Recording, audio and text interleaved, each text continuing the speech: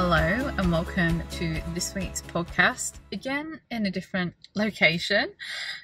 Things got a little bit wild there for a while, which I'm going to fill you in on the story in this podcast. So lots has been happening, and all since I feel like retreat happened, a lot of big significant things have happened, which is why regular podcasts haven't gone out, and things have just gone a little bit cray-cray. Some things have been delayed. So basically I had, this week I was reminded of my younger self, which has been a really interesting, beautiful journey. And I've been taken back to God's provision in business, and that's what I wanted to make this podcast about this week, is God's provision through business and through life, what we can learn from our younger selves, and the wild next chapter that God has us on.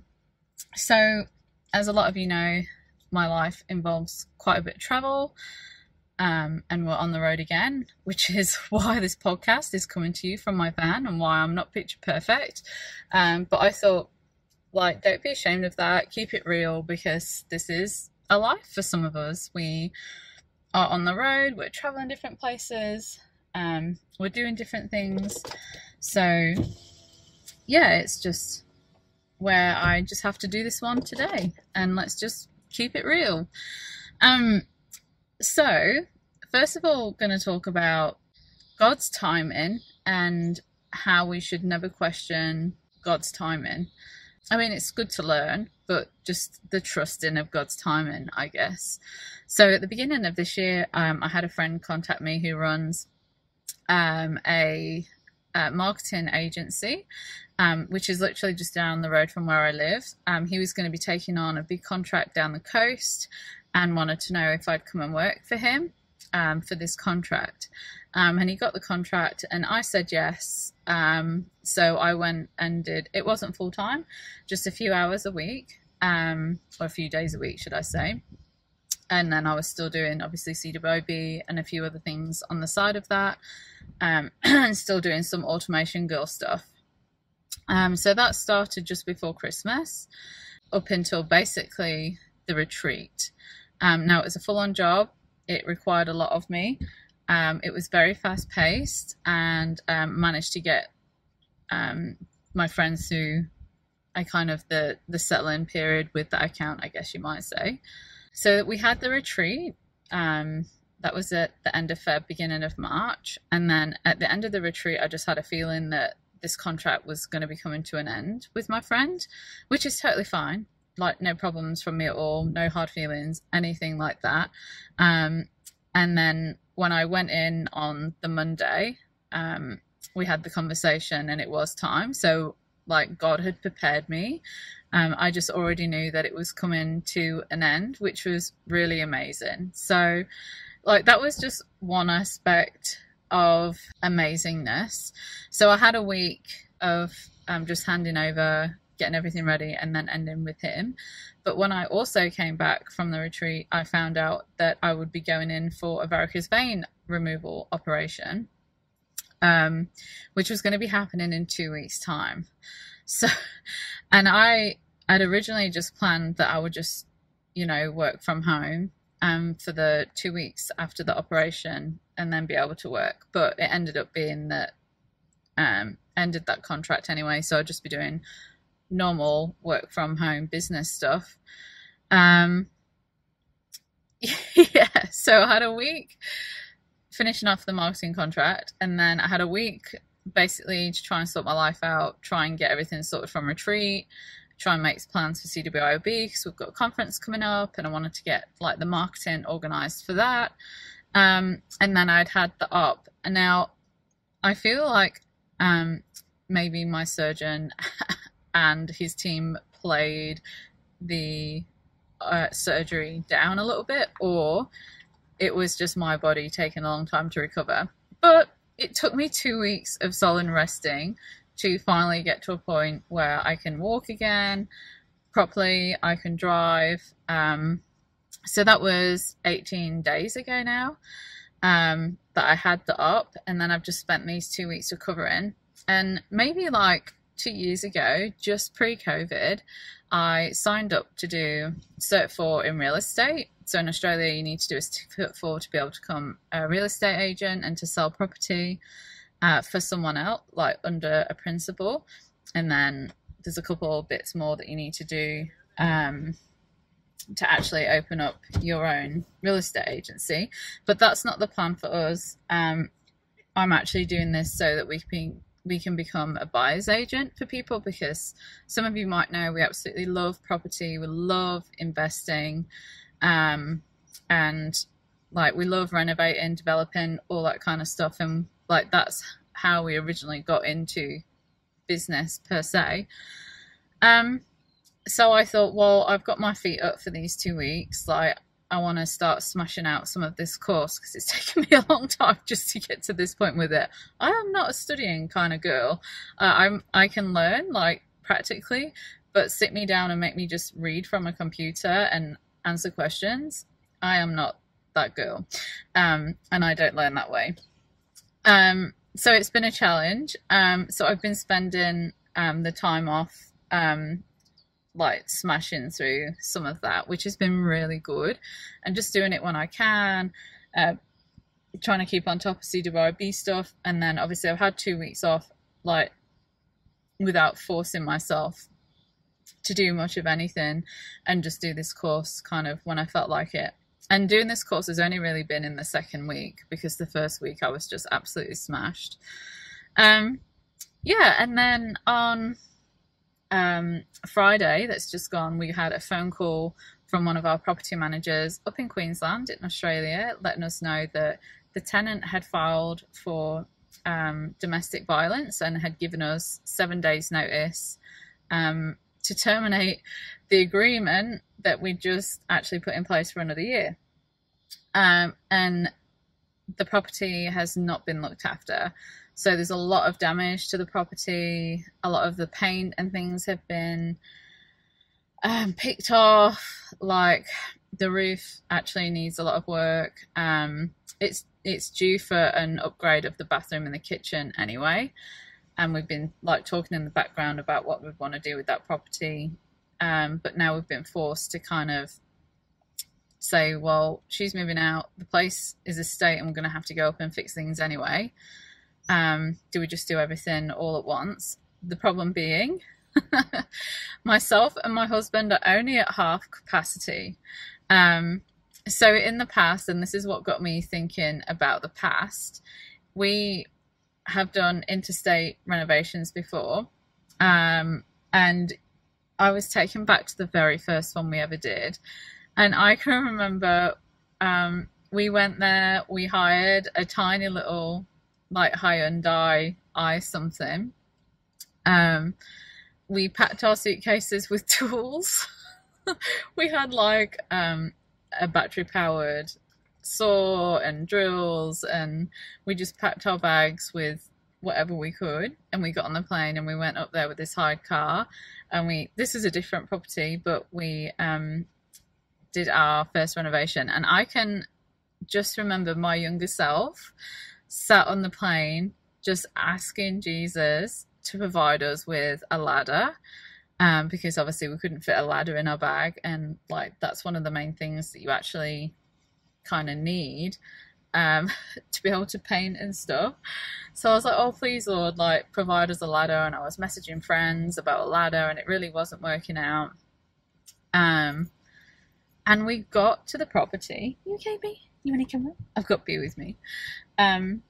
We came to the property and we looked in the shed that was there, and the only thing that was left in the shed was this old rickety wooden ladder. I was like, oh my gosh, what are the chances of like a ladder being the only thing left in the property and in the garden shed? Like there was nothing else. And it worked. Like It was, I can't think of the name right now. I've still got a little bit of brain fog, but it was one of those ladders. So I could hang stuff up it. We had to like modify it a bit just to make it a bit safe. So it was a little bit rickety. But I was just like, oh my gosh, God, like you provided us a ladder, like the one key thing that I asked for on the plane. And he'd already sorted that out because obviously the house had been sold and they'd packed up, and then we were just left with like he'd already gone ahead way before, and someone had just thought, oh, I'll just leave that old ladder there. And there I am sat on the plane heading up to Queensland, praying to God for a ladder to be provided for us. So I was just kind of taken back to my younger self and like all the different ways that God has provided for us during times of us doing renovations, and how he's dropped ideas into my head about how we could best utilize properties, like how designs work. Yeah, it's just been a really interesting journey. And to think about how like even CWIB started from us buying a house that God told us to buy when we walked in there. We bought it in faith, and then figured out that we could actually do something with it because it was quite a big plot of land. Like we could put something on it, like we could build another house, and we sold everything that we had, moved in with my brother-in-law, who was really, really generous, and we just scrimped and saved everything that we could to put into the deposit and all the like upfront fees that you need to pay council and like surveyors and town planners and all this, that and the other, that I won't go into that bit. But like every single thing like along the way God has provided. And yeah, and then from that is how I got into digital marketing and mentoring, and then like out of that was where Christian Women in Business was birthed, and we were actually house sitting like our way up to Sydney and around Sydney when we launched Christian Women in Business, and I was living out of other people's houses, so we could keep saving every single penny that we earned to keep moving forward and progressing in property. And we were doing renovations when we were house sitting. Like, yeah, it was just a crazy time. I mean, I did reach burnout and I learned a lot from it. And then I posted a picture on social media this week of like a picture of myself from our first conference in Sydney.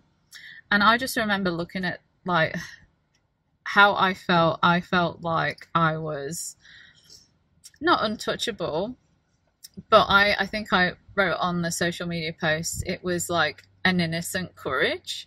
Like I was just trusting God so much with the process, with provision, taking risks, going for it. And it was just like a really cool time now looking back on it. And now I've healed from burnout. But yeah, and then so I'm now, which leads me to today. So we got this house, we renovated it maybe 6 years ago. It's a really old house.